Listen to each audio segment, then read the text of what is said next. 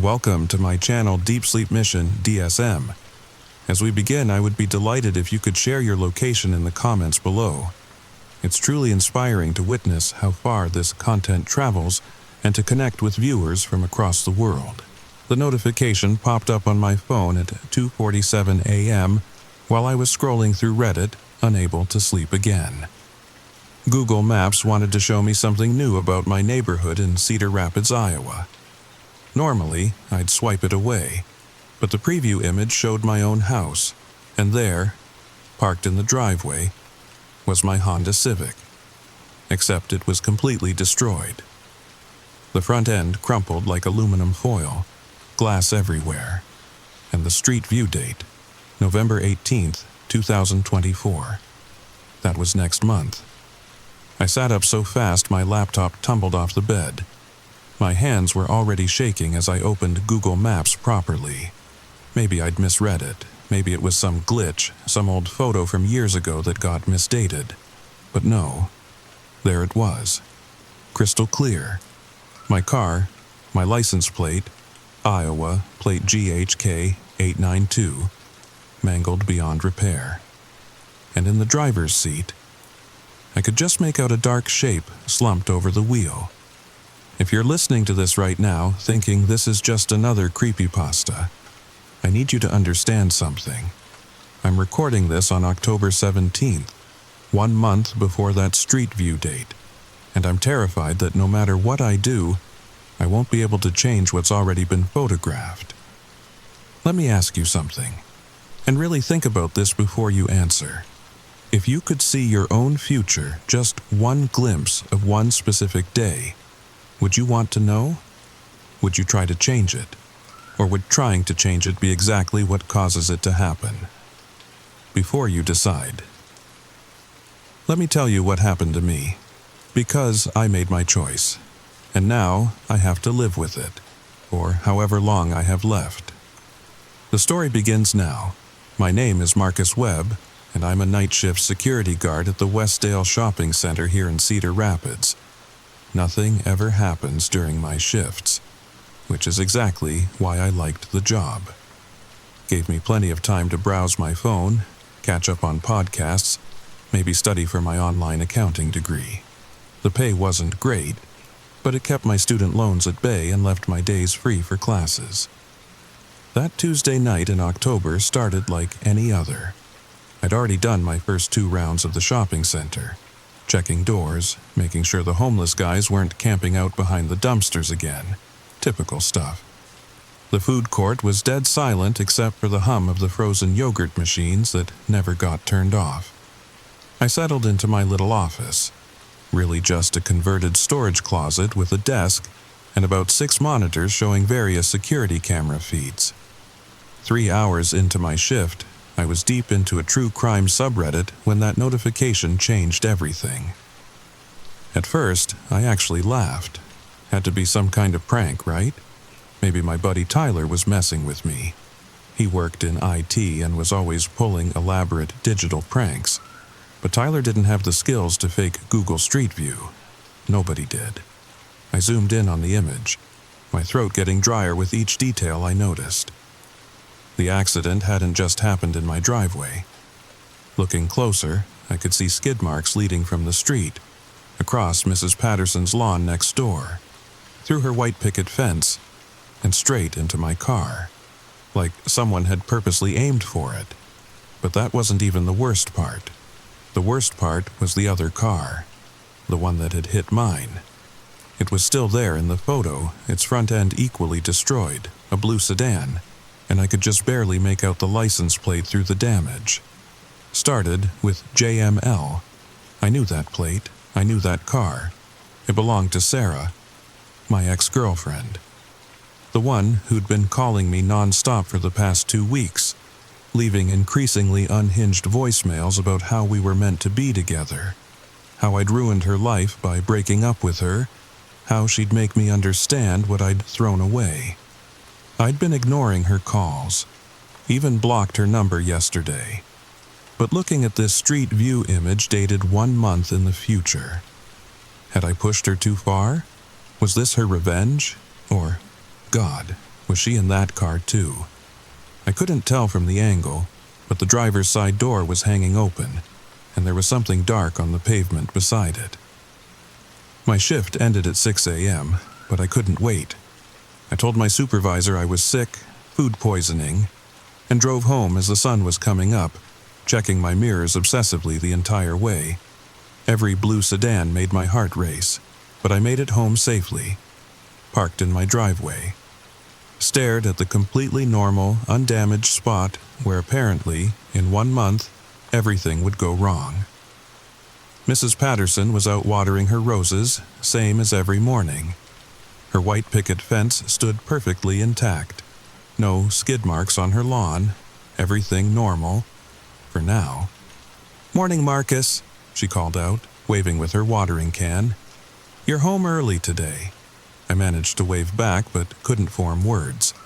How do you tell your 70-year-old neighbor that in 1 month someone's going to destroy her fence and possibly kill 2 people in your driveway? You don't. You can't. Inside my house, I pulled up Google Maps on my laptop, needing the bigger screen to see every detail. The timestamp was specific. November 18th, 2024, 3:15 p.m., a Monday afternoon. I'd normally be in my business statistics class then. But would I skip it that day? Would I be homesick? Or would I? God, would I be in the car when it happened? I spent the next 3 hours going through every pixel of that image, taking screenshots, comparing them to current Street View photos. Everything else in the neighborhood looked the same, except for one thing I hadn't noticed at first. In the November 18th photo, there was a moving truck 3 houses down, the Hendersons' house. But the Hendersons weren't moving.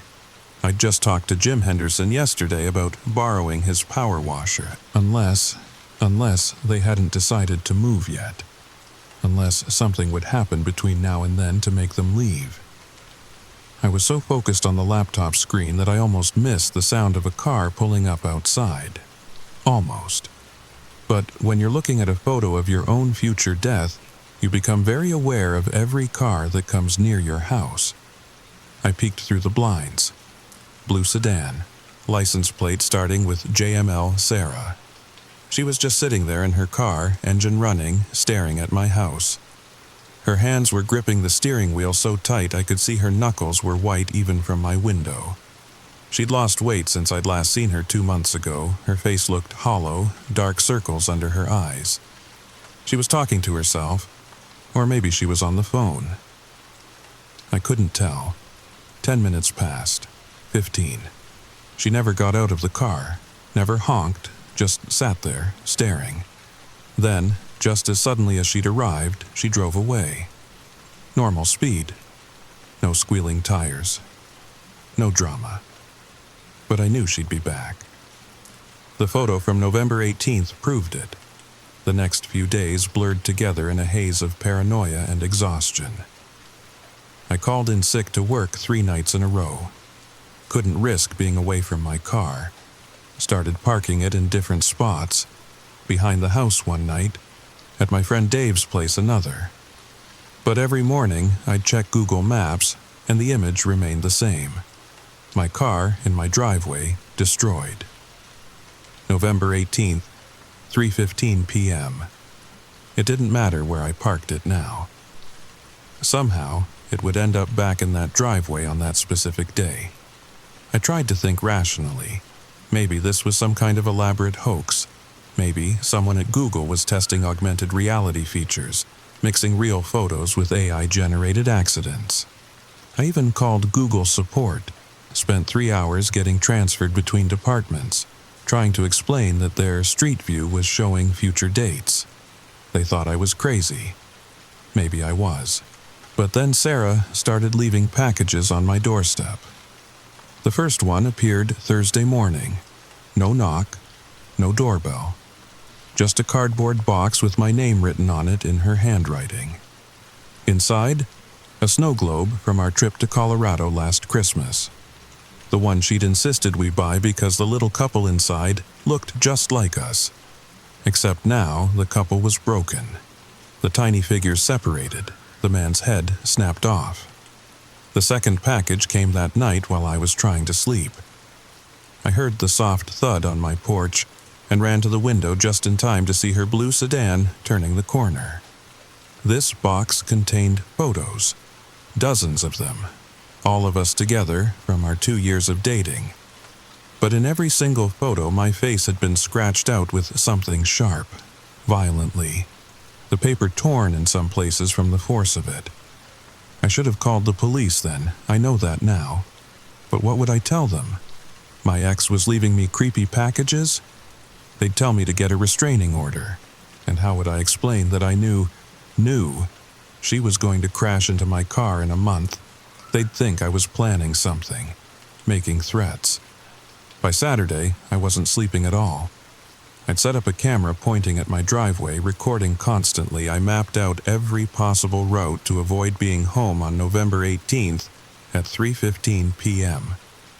I'd drive to Chicago that day, or fly somewhere. Anywhere but here. That's when I noticed something else in the Google Maps photo, something I'd missed in my obsession with the cars. In the background, barely visible behind the accident scene, there was a man standing on the sidewalk, just standing there watching. He was wearing a dark hoodie, face obscured, but his posture was strange. Too straight, too still, like he'd been waiting for this to happen. I zoomed in until the pixels became meaningless blurs, but I couldn't make out any features. Just that unnaturally rigid stance, that patient, deliberate observation. Who watches a car accident like that? Who stands perfectly still instead of running to help? Unless they caused it. My phone rang at 3 a.m. Sunday morning. Unknown number. I almost didn't answer, but something, maybe desperation, maybe exhaustion, made me swipe accept. Breathing, just breathing. Then, a whisper, I know you can see it. The voice was wrong, distorted, not Sarah. Not anyone I recognized. See what? My own voice cracked. The accident, the future Google showed you, didn't it? My blood turned to ice water. Who is this? Someone who's been through this before, someone who tried to change their photo. Do you want to know what happened? I gripped the phone tighter. Tell me. A long pause, then I moved away. Different state. Different life. But on the exact date, exact time in the photo, my car was there anyway. Right where Google said it would be. I was inside it, even though I was supposed to be 2,000 miles away. That's impossible. Is it? You've already noticed things changing, haven't you? Small things. Things that shouldn't matter yet, but somehow do. The Hendersons, maybe? Have they mentioned moving yet? My mouth went dry. I'd talked to Jim Henderson yesterday. He'd seemed off, mentioned something about a job opportunity in Des Moines. Said he was thinking about it. How do you know about... Because I've been watching you, Marcus. We all have. Everyone who's gotten a future photo. There are dozens of us, maybe hundreds, and we've all learned the same thing. You can't change it. The photo always comes true, always. So, what am I supposed to do? Just wait to die? Another long pause. There's one thing that sometimes works, not changing the event, but changing the outcome. The photo shows what happens, not necessarily how it ends. Your car gets hit on November 18th, that's fixed. But whether you survive, that might still be up to you. The line went dead. I didn't sleep for the rest of the night. Just sat there, staring at the Google Maps photo on my laptop, looking for any clue I'd missed. Any sign of hope. That's when I noticed the timestamp had changed. It still said November 18th, 2024. But now it said 3:14 p.m., 1 minute earlier. As I watched, horrified, it changed again. 3:13 p.m. The accident was moving closer. Time moves differently when you know your expiration date. Every sunrise felt like a countdown timer. Every normal day was a gift I didn't know how to appreciate. I tried to live normally, went back to work, attended my classes, even grabbed coffee with friends. But how do you focus on a business statistics midterm when you've seen your own car accident dated 3 weeks in the future? 2 weeks. 1 week. The timestamp on Google Maps kept creeping backward minute by minute. By November 1st, it showed 2:47 p.m. By November 10th, 2:15 p.m. Like the universe was fine-tuning the exact moment of impact. Sarah's behavior escalated too. She'd show up at my work, sitting in the parking lot.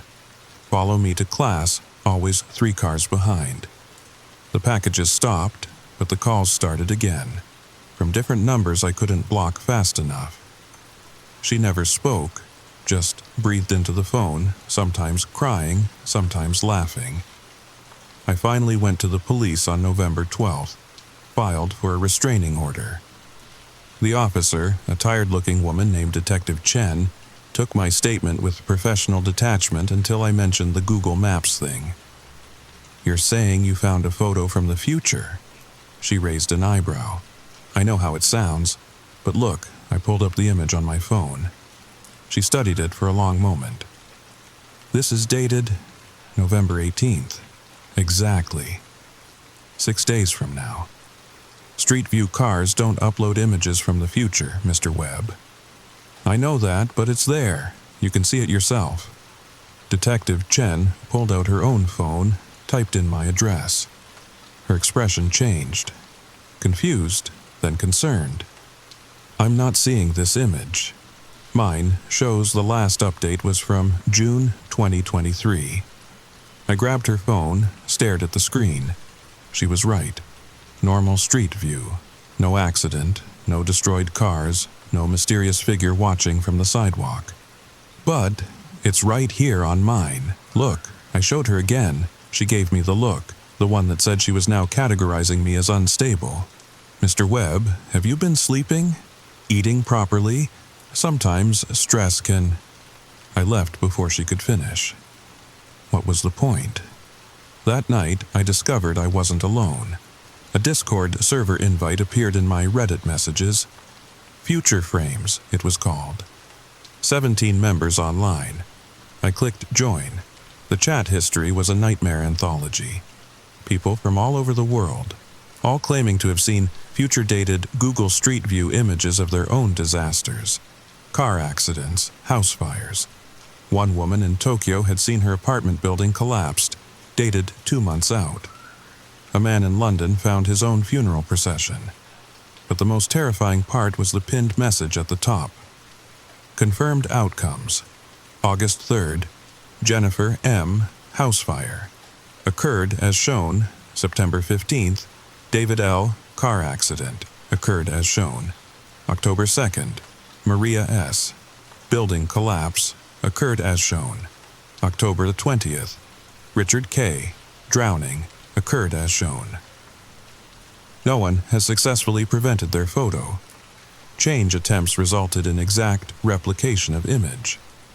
I typed with shaking fingers, "Has anyone survived their photo?" 3 dots appeared. Someone typing, then some. If the photo doesn't explicitly show death, just disaster. Focus on survival, not prevention. It was the same person who'd called me. Username, Witness 1. "You're the one who called me." Yes, I survived mine, barely, lost my legs, but I'm alive. The photo showed my car wrapped around a tree. Didn't show me dead. So I wore racing harness instead of regular seatbelt. Had emergency crew on speed dial. Survived with seconds to spare. Others chimed in with their own attempts. Some worked, most didn't. The consensus was clear. The event would happen exactly as photographed. But the aftermath, that was still being written. November 15th, 3 days left. The timestamp now showed 1:33 p.m. I'd made my preparations, reinforced my seatbelt, hidden cushions around the driver's seat. Set up automated emergency calls to trigger at 1:30 p.m. on November 18th. Even convinced my neighbor to park his truck in my driveway that day, hoping it might take the impact instead.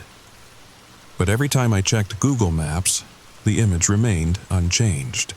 My Civic, destroyed. Sarah's sedan, crumpled. The dark figure watching from the sidewalk. That figure bothered me more than anything. Who was he? Why was he so still, so patient? November 17th, the day before.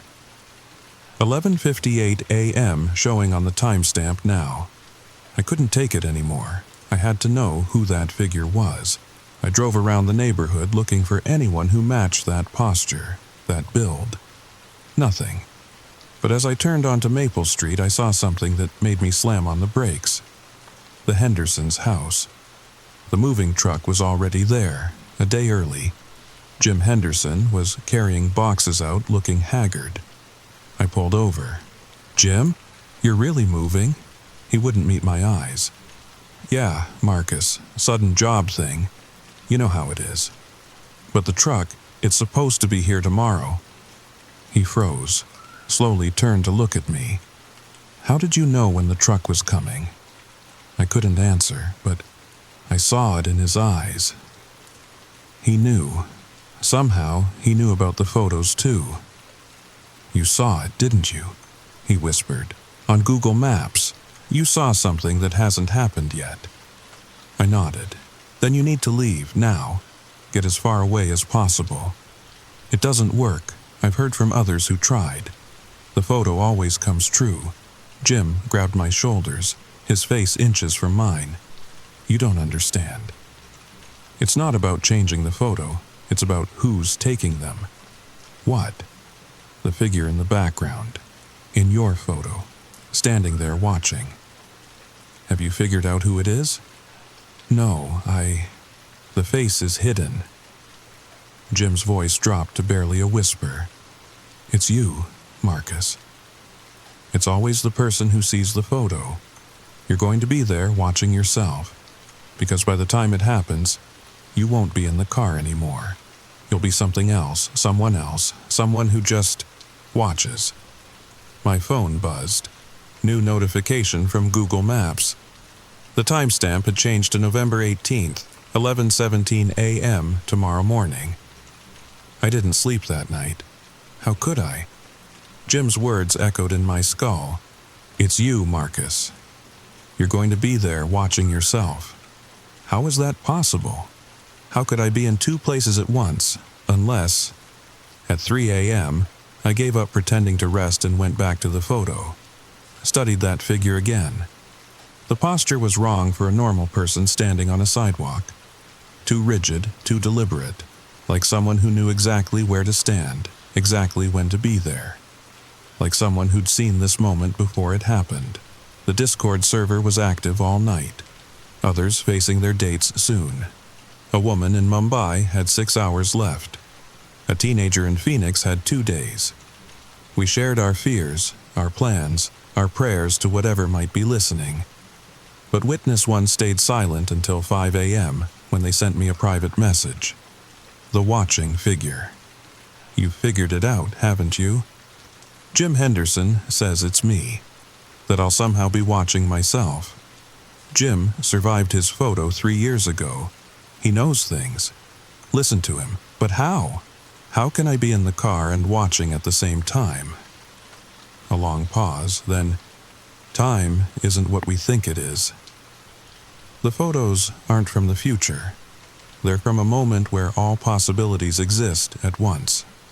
You're seeing the most likely outcome, but you're also seeing yourself witnessing it, because part of you already knows it's going to happen. The question is which you survives, the one in the car or the one watching. I stared at the message until my eyes burned. Outside, dawn was breaking over Cedar Rapids. November 18th had arrived. 8 a.m. The timestamp showed 10:45 a.m. 2 hours and 45 minutes. I got dressed mechanically. Jeans, t-shirt, the same clothes the figure in the photo seemed to be wearing under that hoodie. I hadn't noticed before, but now I couldn't unsee it. The similarity in build, in height, in the way the shoulders curved. 9 a.m. timestamp, 10:22 a.m. Sarah called. This time she spoke. "I'm sorry, Marcus, for everything. I just wanted you to know that before." "Before what, Sarah?" "Before it happens. The thing we both know is going to happen. I've seen it too, on my phone, the accident. God, Marcus, I don't want to do it, but I can see myself doing it, like I'm watching a movie of my own future." My blood froze. "You've seen the Google Maps photo?" 3 weeks ago. Same as you, probably. I'm in my car, you're in yours, we collide in your driveway, and there's someone watching from the sidewalk. "Who? Who's watching in your photo?" Her voice broke. "Me. It's me." Standing there in a dark hoodie, just watching it happen, like I'm in 2 places at once. The phone slipped from my numb fingers. We were both seeing it. Both going to be there twice, once in our cars, once watching. But how? 9:30 a.m. Timestamp, 10:05 a.m. I ran to my car, keys in hand. Maybe if I drove somewhere else. Maybe if I wasn't home. But my car wouldn't start. The engine turned over but wouldn't catch. Battery was fine, gas tank full. It just wouldn't go. 9:45 a.m. Timestamp, 9:52 a.m. The countdown was accelerating. Time itself was compressing, pulling the moment closer like gravity around a black hole. I called an Uber. The app showed no drivers available. Called a taxi company. Busy signal, my friend Dave. Straight to voicemail. It was like the universe was conspiring to keep me here. 10 a.m. Timestamp, 9:41 a.m. Less than 2 hours. But the timestamp was jumping faster now. Minutes disappearing in seconds. I ran, just ran. Down the street, around the corner, toward downtown. If I could get far enough away, but my legs felt like lead. Each step was harder than the last. The air itself seemed thick, resistant, like trying to run in a dream. And then I saw her, Sarah, standing on the corner of 5th and Main. Not in her car, just standing there staring at nothing, wearing a dark hoodie. "Sarah?" She turned to look at me and her eyes were empty. Not sad, not angry, just empty. "It's happening," she said. "Can you feel it?" The pull, I could. Like invisible hands tugging me back toward my house, toward my driveway, toward the moment frozen in that photo. 10:15 a.m. Timestamp, 9:23 a.m. We walked back together, not speaking, not touching, just 2 people being drawn toward our destiny like moths to a flame. The neighborhood looked different somehow, older, like decades were passing in minutes, paint peeling from houses that were pristine yesterday, trees growing taller, then withering, time folding in on itself. 10:30 a.m. The timestamp was spinning now, minutes flashing by too fast to read. We reached my street. Both our cars were in my driveway, exactly as they were in the photo, even though Sarah's car had been nowhere near here an hour ago, even though my car wouldn't start. "I don't understand," I whispered. "Neither do I. But I can feel myself splitting." "Can you?" Part of me wants to get in that car. Part of me wants to watch. She was right. I felt it too, like cell division, like becoming 2 people at once. The Marcus who would get in the car, and the Marcus who already knew what would happen. The sun was directly overhead, but the timestamp showed 8:15 a.m., 7:43 a.m., and 6:22 a.m. Time wasn't moving forward anymore. It was collapsing. "We have to choose," Sarah said. "Which version of us survives? The one who experiences it, or the one who witnesses it?" I looked at the cars, at the spot on the sidewalk where we'd both seen ourselves standing, at the houses that were aging and renewing in waves around us. What if we both choose to witness? Sarah grabbed my hand. the first time we'd touched in months. Then who drives the cars? The timestamp hit 00. And then I understood. The photos weren't predictions. They were invitations, moments where reality became thin enough to see through. To step outside. To become the observer instead of the observed. I felt myself pulling apart. The Marcus who walked to the car, keys materializing in his hand. The Marcus who stepped back, found himself holding a phone. Google Maps open, ready to document what was about to happen. Sarah split two. One walking to her sedan, one stepping beside me, pulling up her hood. We can watch, she whispered. We can choose to just watch. The two versions of us in the cars weren't really us anymore. They were echoes, possibilities. The versions that didn't know they had a choice. They started their engines, backed up. Sarah's echo accelerated toward my driveway, and we watched, documented, became the mysterious figures in our own prophecy. The crash was exactly as photographed. Metal meeting metal, glass shattering, the echoes slumping over their wheels. But we were still standing, still breathing, still. My phone buzzed. New Google Maps update. A new photo dated 1 month from now. December 18th. This time it showed the cemetery. 2 headstones. 2 figures in dark hoodies standing beside them watching. Always watching. Sarah looked at her phone. Same photo, same date. We're not done, she said. I nodded. We'd escaped one fate only to find another waiting. But now we knew the secret. The photos weren't showing us our deaths. They were showing us our choices. And next month we'd have to choose again, whether to be the mourners or the mourned. I'm uploading this story now because I need to know. Have any of you seen it? The future photos? Have you noticed Google Maps showing dates that haven't happened yet? Check your phones. Check your addresses. But be careful what you look for, because once you see your future, you become part of it. And sometimes, the only way to survive your fate is to become someone else entirely, someone who watches, someone who documents, someone who stands still while the world collapses around them. The timestamp on my cemetery photo now shows December 18th, 8 a.m.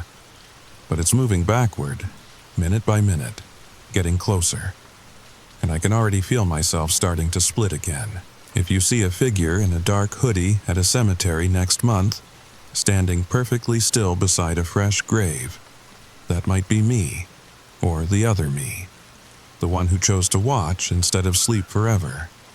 But here's what haunts me most, what keeps me awake every single night. If Sarah and I are the watchers at our own funerals, then who's in the coffins? And why do I have this terrible feeling that I already know?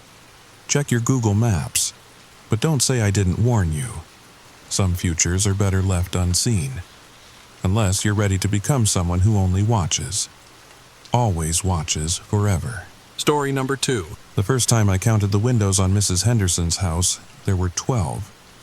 3 weeks later, there were only 8.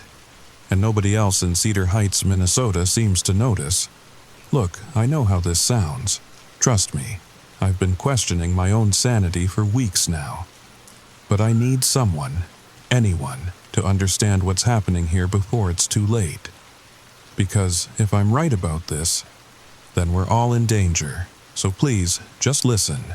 And when you're done, go outside and count the windows on your neighbor's house. Write it down, check again tomorrow. You might be surprised by what you find. Now, let me tell you exactly what's been happening. I moved to Cedar Heights last September. It's one of those perfect suburban neighborhoods you see in movies. You know the type.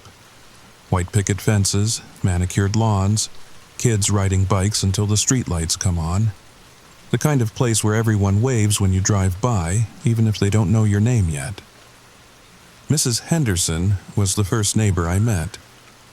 She must have been in her 70s. Silver hair always perfectly styled, wearing those flowery dresses that reminded me of my grandmother. She brought over a casserole the day I moved in, still warm from the oven. "Welcome to the neighborhood, dear," she'd said, handing me the dish with hands that trembled slightly. "It's tuna noodle, my late husband's recipe." Her house sat directly across from mine, a beautiful Victorian-style home painted soft yellow with white trim. 3 stories tall with a wraparound porch. The kind of house that probably had 100 years of stories hidden in its walls.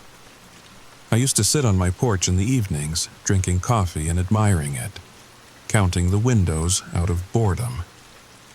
4 on the first floor, 4 on the second, 4 on the third. 12 windows total, each with those old-fashioned shutters. Everything was normal for the first 2 months. Mrs. Henderson would water her petunias every morning at 7 sharp, wave at me when I left for work. Sometimes we'd chat about the weather or she'd share gossip about the other neighbors. Normal stuff. Then November came. It started with small things you'd dismiss if you weren't paying attention. Mrs. Henderson's routine began to shift. She'd water her flowers at odd hours, sometimes at midnight, sometimes not at all. I'd see her standing at different windows, just staring out at nothing. Once, I caught her in her backyard at 3 in the morning, measuring the walls of her house with a tape measure. "Couldn't sleep," she explained, when I asked if everything was okay. "Just wanted to make sure everything was still there. Still there." What an odd thing to say, right? The first real sign something was wrong came the week before Thanksgiving. I was pulling into my driveway after work when I noticed it. The 3rd floor of Mrs. Henderson's house looked different. I couldn't put my finger on it at first. The proportions seemed off somehow, like when you see a face you know well but something's been subtly changed. I stood there in my driveway for probably 10 minutes just staring. Then it hit me. The windows. There were only 3 windows on the 3rd floor now, not 4, 3, but that was impossible. Houses don't just lose windows. I convinced myself I'd been mistaken about the original number. Maybe there had always been 3. Memory plays tricks, especially when you're tired. I went inside and tried to forget about it. But I couldn't. The next morning, I grabbed my phone and scrolled through the photos I'd taken when I first moved in. I found one of the neighborhood taken from my porch. There was Mrs. Henderson's house in the background. I zoomed in, 4 windows on the 3rd floor. My hands started shaking. I ran outside and counted again. 3, definitely 3. 1 window had vanished, along with about 6 feet of house. I spent the next week observing Mrs. Henderson's house like some kind of deranged detective. I took photos every morning and evening, measured the width of her house using reference points, the big oak tree on one side, the property line fence on the other. I even drew sketches in a notebook, documenting every detail. The house was definitely shrinking. By the end of that week, another window had disappeared from the 3rd floor. Now there were only 2. The entire floor looked compressed, like someone had pushed the walls together from both sides. The roof sat lower, the chimney shorter. I knew I should talk to someone about this. But who? The police. "Hello, officer, my neighbor's house is getting smaller." They'd think I was insane. I decided to approach Mrs. Henderson directly. I found her in her backyard, standing perfectly still, staring at the back wall of her house. She didn't move when I called her name, didn't even blink. "Mrs. Henderson, are you all right?" She turned to me slowly, and I'll never forget the look in her eyes. It wasn't fear exactly, more like resignation. "You've noticed, haven't you?" she said quietly. "Noticed what?" "The rooms. They keep disappearing." My blood ran cold. "You mean you know about it?" She laughed, but there was no humor in it. "Know about it, dear, I'm living it. Started with the attic about a month ago. Just gone one morning. then the guest bedroom, then Harold's old study. Harold, my husband, passed 5 years ago. She looked back at the house. His study was the last room on the 3rd floor. Had all his books, his war medals, 40 years of memories, gone. But how is this possible? Houses don't just shrink. She finished for me. No, they don't. But mine is. I followed her inside, and what I saw made my stomach turn. The interior was wrong, architecturally impossible. Doorways led to walls. Staircases ended abruptly at ceilings. In what used to be her living room, one wall had been pushed so far in that the space was barely 6 feet wide. It happens at night, she explained, touching a wall that shouldn't exist. I go to sleep in one house, wake up in a smaller one. The rooms just fold into themselves, disappear. We need to get you help. Call someone. Who? I've tried everything. Contractors think I'm senile. The city inspector found nothing wrong. Even my own daughter thinks I'm losing my mind. She sat down heavily in a chair that was pressed against a wall that used to be 10 feet further back. Besides, where would I go? This is my home. That night, I barely slept. I sat by my bedroom window, watching Mrs. Henderson's house, waiting. At exactly 3:33 a.m., I saw it. The house rippled, like a reflection in disturbed water. The walls seemed to breathe, expanding and contracting. Then, with a sound like distant thunder, the leftmost window on the 2nd floor simply ceased to exist. The wall closed over where it had been, smooth and seamless, as if it had never been there at all. The morning after witnessing the disappearance, I made a decision that would change everything. I was going to document this scientifically. If Mrs. Henderson and I were experiencing some kind of shared delusion, then the recordings would prove it. If we weren't, well, then at least there would be evidence. I set up 3 cameras around my property, all aimed at Mrs. Henderson's house. I borrowed a sound recorder from my cousin who worked in radio. I even bought a digital thermometer to track temperature fluctuations. If something supernatural was happening, maybe it would leave measurable traces. The first few nights yielded nothing but hours of static footage. Mrs. Henderson's house sat there, looking perfectly normal. I began to wonder if I'd imagined the whole thing. Maybe the stress of moving to a new place had gotten to me more than I'd realized. Then came the night that changed everything. It was a Tuesday, December 3rd. I remember because I'd just gotten off a conference call with clients in Tokyo. The timestamp on my camera read 3:33:17 a.m. when it happened. The temperature dropped first, from 34 degrees to 18 in less than 30 seconds. Then came the sound. Not thunder, as I'd initially thought, but more like tearing. Like fabric ripping, but deeper, more fundamental. The sound of reality itself being unwoven. On the recording, you can see Mrs. Henderson's house begin to shimmer. The walls don't move exactly, they fold. Imagine taking a piece of paper and folding it origami style, except the paper is 3-dimensional space and the folds are happening in directions that shouldn't exist. But the most disturbing part wasn't the folding. It was what appeared in the gaps between the folds. Darkness. Not the absence of light, but the absence of everything. Voids where nothing existed. And in those voids, shapes. Tall, impossibly thin figures that seemed to be pulling at something just outside the frame of reality. I watched that recording probably 50 times over the next week. Each viewing revealed new details that my conscious mind had missed. The figures weren't random. They moved with purpose, coordination. They were working together, unmaking Mrs. Henderson's house room by room, thread by thread, and in one frame, frozen at timestamp 3:34:02, I could swear one of them was looking directly at my camera. After witnessing the disappearance, I became obsessed. I documented everything. The time it happened, the weather conditions, the sound it made. I even set up a camera to record Mrs. Henderson's house each night. But the footage was worse than seeing it in person. The house didn't just shrink, it folded, like origami in reverse.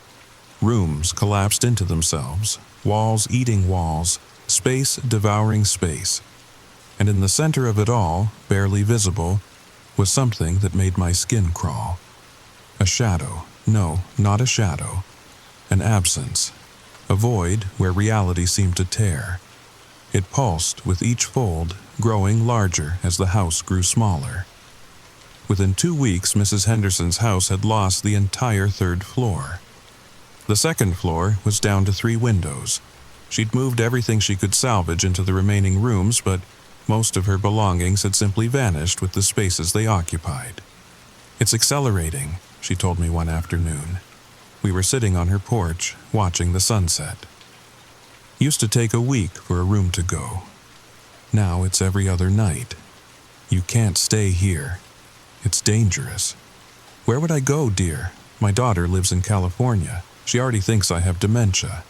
If I show up on her doorstep ranting about a shrinking house, "Stay with me," I said without thinking. "Just until we figure this out." She smiled sadly. "That's sweet of you, but I don't think it works that way." "What do you mean?" She pointed to the house next to hers, the Johnsons' place. "Look at their attic window, the one on the left." I looked. It seemed normal enough. Victorian style, painted blue. "Now look at this." She pulled out her phone, showed me a photo from her gallery. The same house, taken a week ago, with 2 attic windows. My mouth went dry. "It's spreading, like a disease," she whispered. "House to house. And nobody notices, nobody but us." I ran home and checked my photos of the neighborhood. She was right. The Johnson house had lost a window. So had the Martinez place 3 doors down. Even the old Carnegie mansion at the end of the street was smaller. But when I tried to show the photos to my coworker Mike the next day, he just looked confused. "I don't see what you're pointing at," he said, squinting at my phone. "The houses look normal to me." "Look, this window here, it wasn't there before." "What window? There's nothing there." He couldn't see it, or wouldn't, or maybe couldn't let himself. That evening, I discovered why. I was reviewing my recordings when I noticed something. In the moments just before a room disappeared, figures appeared in the void. Tall, impossibly thin, moving in ways that hurt to perceive. They seemed to be pulling at something, unraveling the very fabric of the space. But that wasn't the worst part. The worst part was recognizing one of them. It was Mr. Johnson, or what used to be Mr. Johnson. He died of a heart attack 3 months ago, but there he was, stretched and distorted, helping to unmake his own home from someplace beyond the void. I couldn't unsee it once I knew what to look for. The pattern was everywhere. Every house that lost a room had lost a resident. Mrs. Henderson's attic disappeared the week after she mentioned Harold's old study. The Martinez garage vanished 3 days after old Mr. Martinez had his stroke. The dead weren't gone.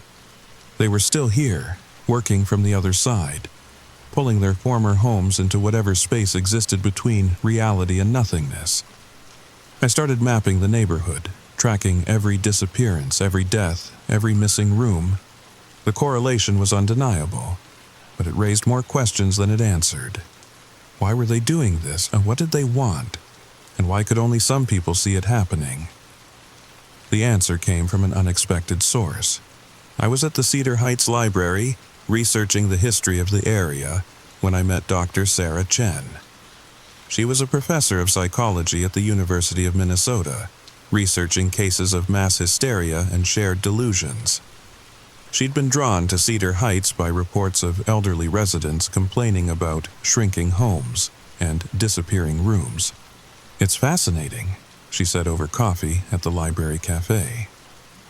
Usually, shared delusions involve groups who spend a lot of time together, but your neighbors barely know each other.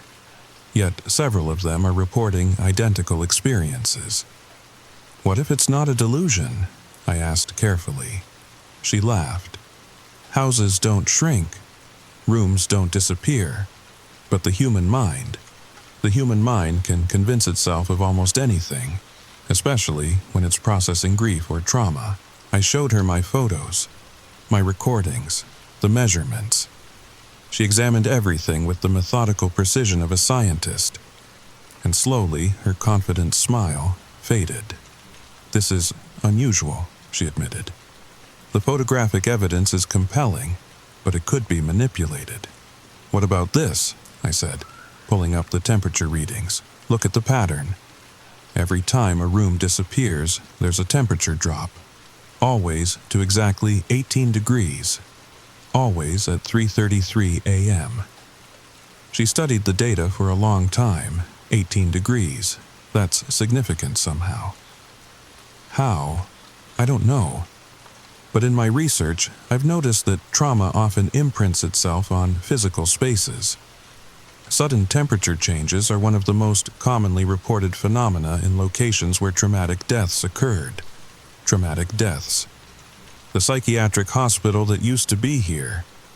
I found records of the incident in 1978.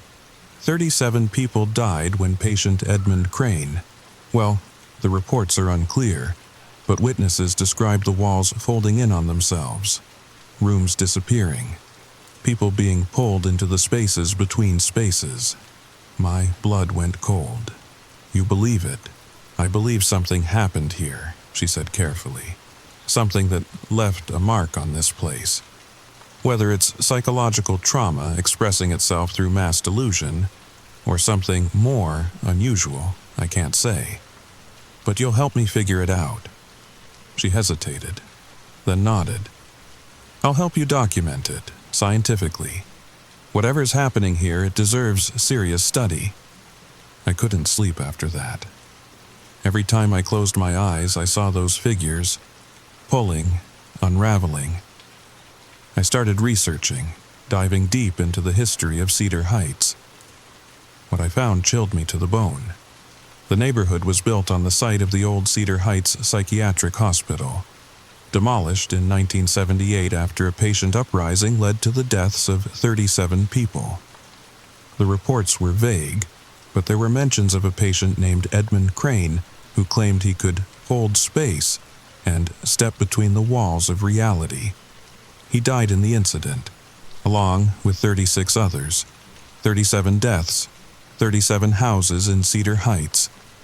I went to Mrs. Henderson with what I'd found. Her house was barely more than a single story now. The porch had started to collapse inward. "Edmund Crane," she said quietly when I told her. "I remember that name. Harold knew him." "What? How?" "Harold was a security guard at the hospital before it closed. He used to tell me stories." She stared at the walls closing in around us. Edmund claimed the hospital was built on a thin spot, a place where our world touched something else. He said he could see the threads that held reality together, and he learned to pull them. The uprising wasn't an uprising. She laughed bitterly. It was an unraveling. Edmund pulled the threads, and the hospital folded in on itself. 37 people got caught in the collapse, pulled into the space between spaces. And now they're doing it to us. She nodded. Harold always said Edmund promised he'd come back. That death was just another room to unfold from. That night, the rest of Mrs. Henderson's second floor vanished. I watched from my window as her house compressed to a single story. She called me at 4 a.m. "It's almost time," she said. Her voice was calm. "When the last room goes, I'll go with it. No. We'll find a way to stop this. There is no stopping it, dear. But maybe there's a way to slow it down. How?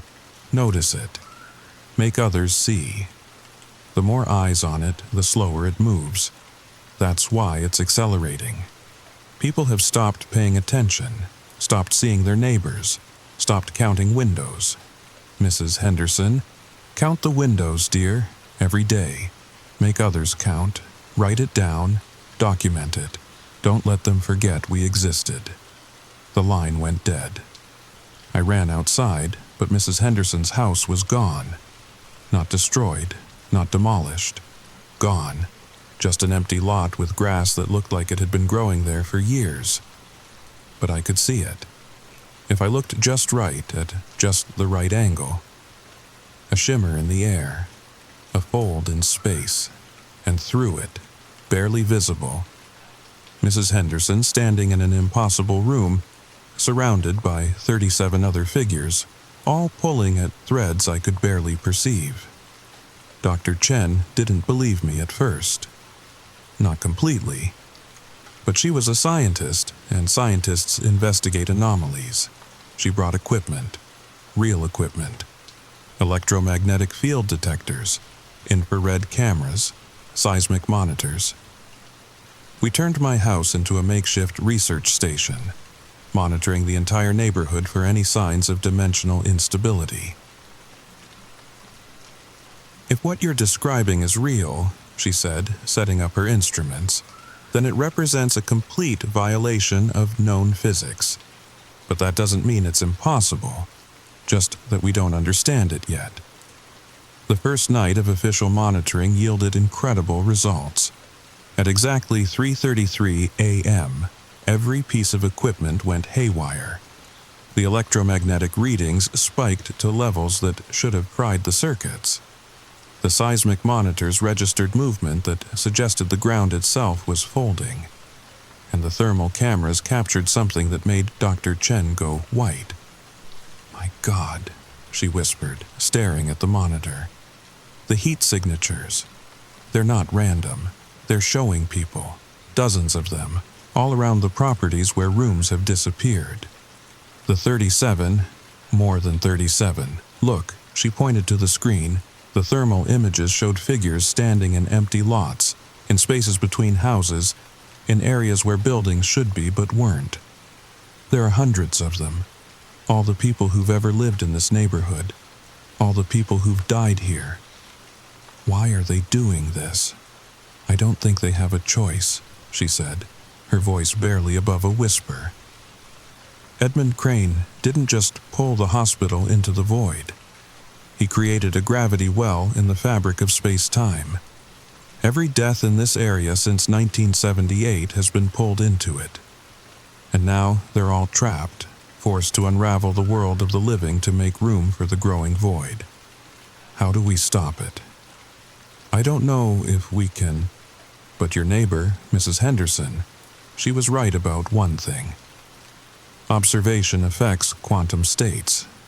The more people who notice, who document, who refuse to let the disappearances go unnoticed, the more stable reality becomes. That's when I understood. This wasn't just about saving our houses, it was about saving our world. Because if the 37 could unravel all of Cedar Heights, what would stop them from unraveling everything else? That was 3 days ago. The Johnson house is down to 1 story now. The Martinez place has lost its garage. And this morning, when I looked in the mirror, I counted the windows in my own house. Yesterday, there were 10. Today, there are 9. But something's different now. Dr. Chen and I aren't the only ones who can see it anymore. Word is spreading. Neighbors are starting to notice, starting to count, starting to document. Mrs. Patterson from 2 streets over called this morning. She'd seen my posts online, my photos, my videos. She'd counted her own windows and found 1 missing. But then she did something remarkable. She called everyone she knew, made them count their windows too. And for the first time since this all began, a room that was disappearing stopped, flickered back into existence. "It worked," she said, her voice shaking with excitement. "My daughter's bedroom. It was fading. I could see through the walls, but then my whole book club showed up, and they all started counting, and it came back. Dr. Chen thinks we might be onto something. Quantum mechanics suggests that observation collapses probability waves into definite states. If reality is becoming unstable here, then focused attention might actually reinforce it. I've uploaded everything to the cloud, every photo, every video, every measurement. Maybe if enough people see this, if enough people start counting, we can slow it down. Maybe we can stop it. But it's not just about counting anymore. It's about connection. About caring enough to notice when something's wrong. About refusing to let our neighbors disappear without a trace. The 37s are still out there, still pulling at the threads of our world. But they're not the only ones with power here. We have something they lost when they were pulled into the void. We have each other. We have community. We have the ability to see and be seen, to count and be counted, to notice and be noticed. So I'm begging you, look outside, count your windows, count your neighbor's windows, write it down, check tomorrow, and the day after, because once you stop noticing, once you stop seeing, that's when they can work. That's when the threads come loose. That's when the walls start to fold. And if you see a shimmer in an empty lot, if you notice a house that seems smaller than it should be, if your neighbor mentions a room that you swear wasn't there before, pay attention. The 37s are still pulling threads, still unmaking our world one room at a time. And the only thing keeping them at bay is our ability to see what they're doing. Mrs. Henderson was right. The more eyes watching, the slower they work. So please, keep watching. Keep counting, because I woke up this morning, and my spare bedroom door opens to a brick wall, and I can feel them pulling at the threads of my home. I can see them when I close my eyes. Tall, thin, patient, waiting for the world to look away. Don't let them win. Don't let us disappear like we never existed. Count the windows, before it's too late. Before we all fold into the space between. Listen, do you hear that? That sound like distant thunder. That's another room disappearing somewhere. Another person forgetting to count. Another thread being pulled. How many windows does your house have? Are you sure? Are you absolutely sure? When was the last time you counted? Maybe you should check. Right now, before you forget, before they make you forget. Count the windows, please, count them.